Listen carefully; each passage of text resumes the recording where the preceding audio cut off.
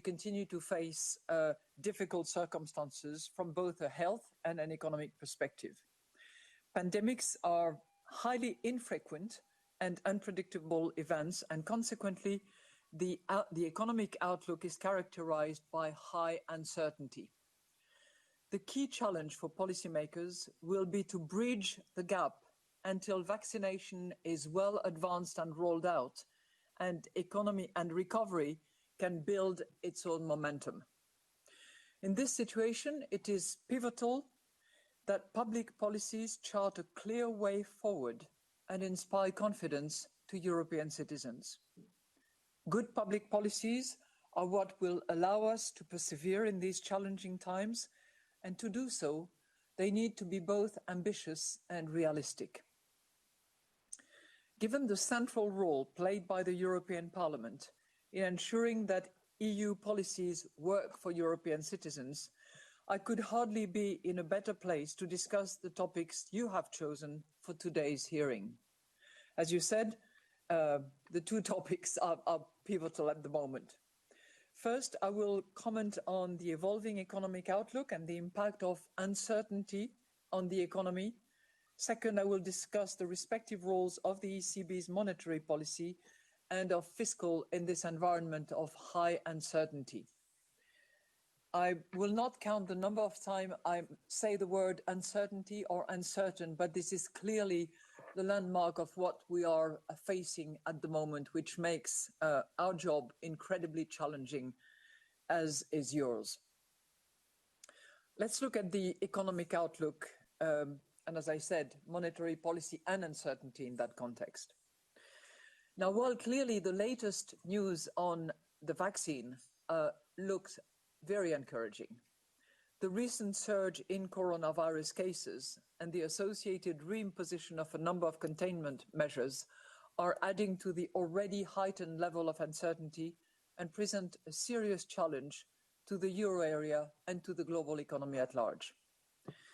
Following a strong but partial and uneven rebound in real GDP growth in the third quarter, latest surveys and high-frequency indicators signal that euro area economic activity lost momentum going into the fourth quarter. The resurgence in COVID-19 infections is weighing particularly on the services sector activity. That is so for sectoral reasons that we can all think of, but also it is especially vulnerable to the voluntary and mandatory social distancing measures that were introduced. The Purchasing Managers' Index, the PMI, for the euro area shows that while manufacturing output continued to improve, services sector activity weakened further in October. And this uneven impact is also evident across euro area countries, with those countries particularly dependent on tourism and travel affected the most. So far, government support measures, particularly short-time work schemes, have protected households against job losses and drop in income. This has not prevented unemployment from spiking in some countries. In addition, consumers are expected to remain very cautious in the current highly uncertain environment, as the ramifications of the pandemic are threatening people's employment and income prospects. In turn, subdued demand and the weakening of firms' balance sheets and profitability are weighing on business investment.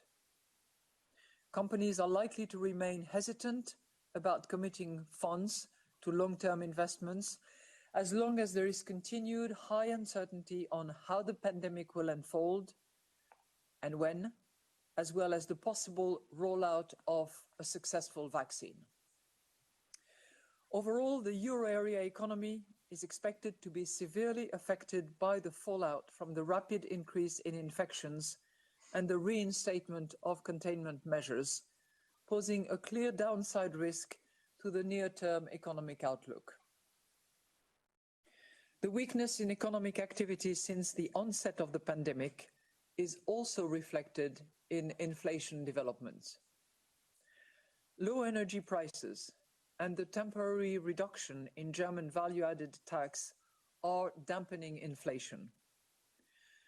But weak demand, notably in the tourism and travel-related sectors, and significant slack in labor and product markets are adding further downward pressure.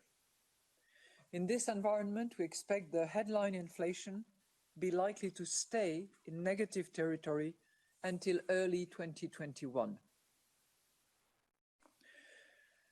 The key role of monetary policy in this situation is to preserve favorable financing conditions for all sectors and jurisdictions across the euro area, as a result providing crucial support to underpin economic activity and safeguarding medium-term price stability.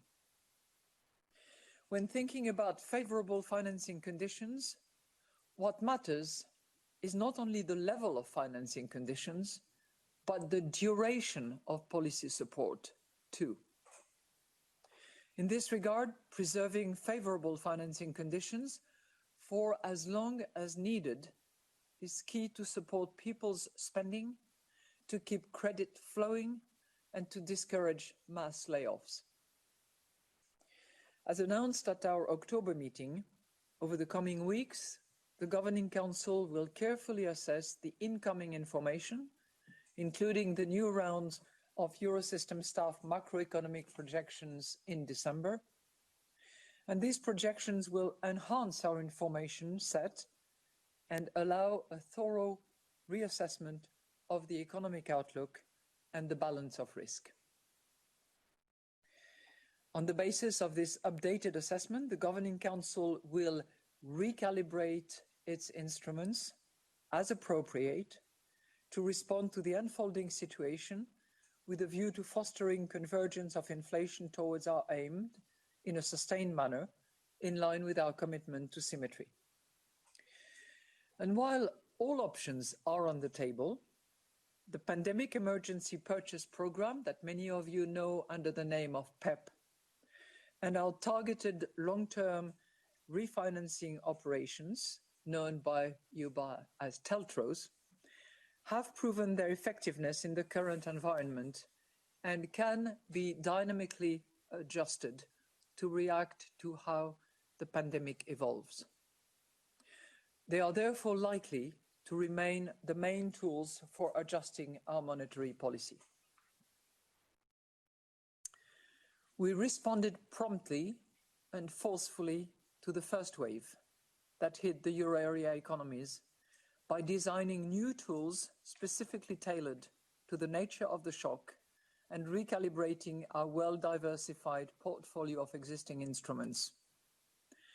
Our measures have been very successful in stabilizing financial markets and underpinning economic activity, thereby helping to offset the downward impact of the pandemic on the projected path of inflation. We will address the current phase of the crisis with the same approach and the same determination.